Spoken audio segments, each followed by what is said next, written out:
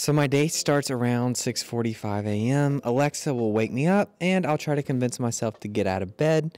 First thing I'll do is head in to grab a drink and then I'm going to take it into the shower with me. I don't actually even eat breakfast.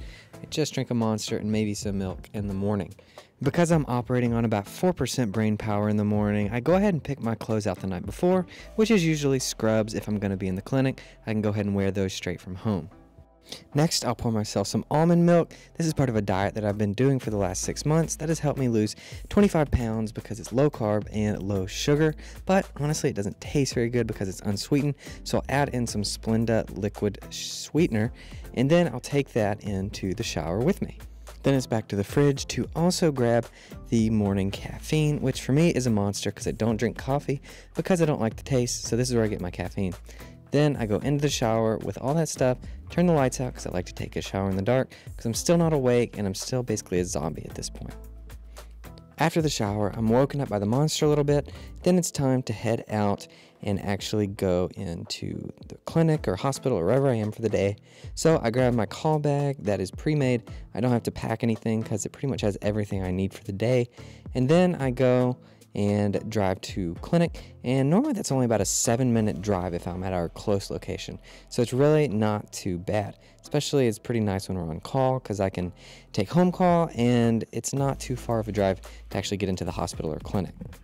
Another way I save time is using the Beach Babe hairspray, which is basically just sea salt sprayed on my hair on the drive in, and then I can kind of mush it over to the side and it stays styled throughout the day. Then I head into clinic. Today I actually have a full day of lasers, and so basically I'll be doing a lot of PRP and maybe a few retinopexies or focal lasers that'll come into the retina clinic, but I think I have 9 patients on the list today.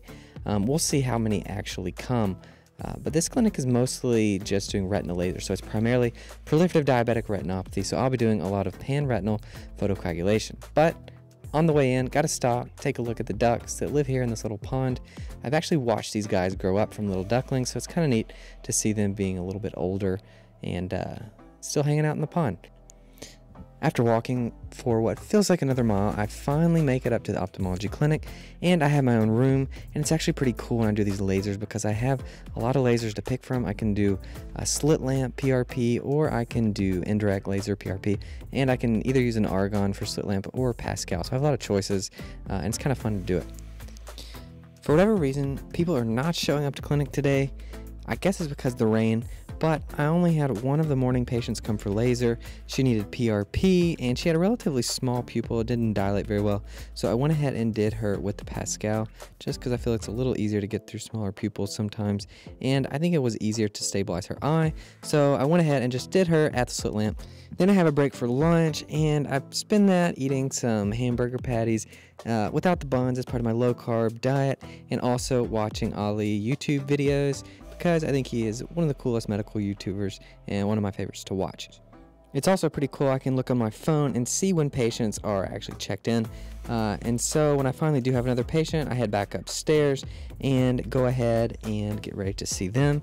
They also have proliferative diabetic retinopathy, so I do one more session of laser, adding in some PRP. Because my laser clinic isn't too busy, I'm able to do an impromptu teaching session for the new residents, showing them how to use the slit lamp and the indirect ophthalmoscope, and then I'm able to get out of clinic around 4:30 and head home. Then I take a seat on the couch next to my 2 cats, Mindy Pickles, the black one, and Bubbles, the fat white one on the right. I spend some more time playing on my phone, watching YouTube videos, and just kind of messing around doing nothing important. Then, because I feel like Bubbles is judging me for being a lazy barnacle, I decide to actually get up and play my guitar.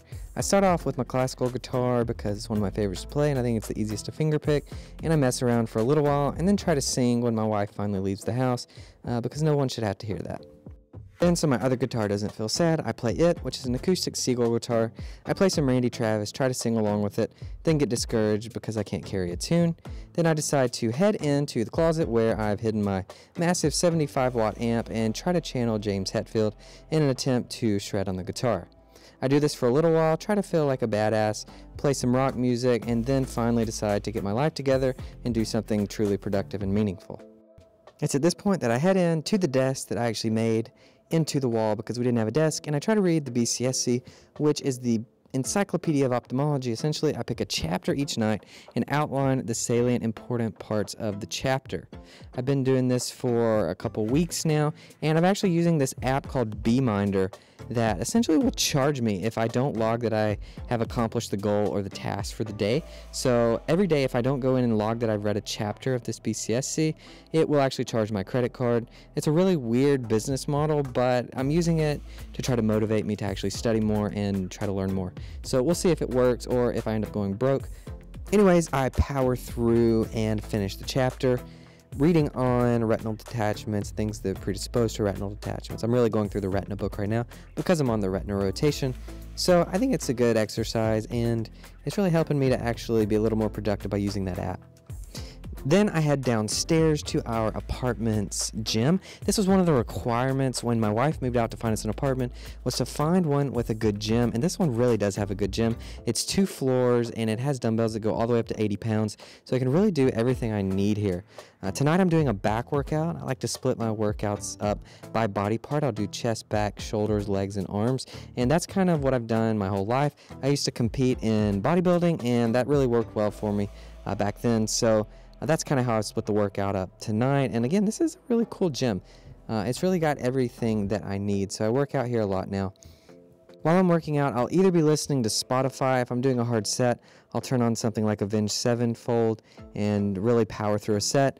But in between that, I'll also listen to audiobooks. The audiobook that I'm actually listening to tonight is a book called Failing Forward that talks about how to turn failures into learning experiences, and I'm really liking this book. It's a quick, short 2-hour listen on the audiobook if you don't even speed it up, so it's pretty good.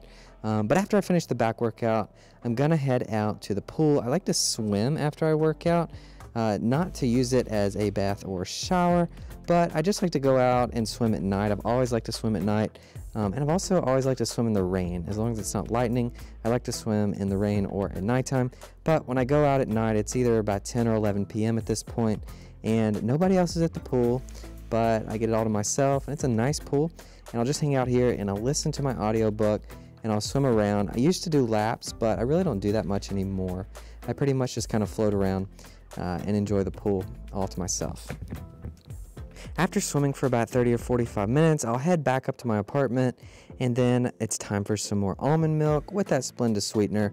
And then I'm going to do a little bit of oculoplastic studying, trying to read this book and try to get a little bit better understanding of oculoplastics and kind of the basics of it.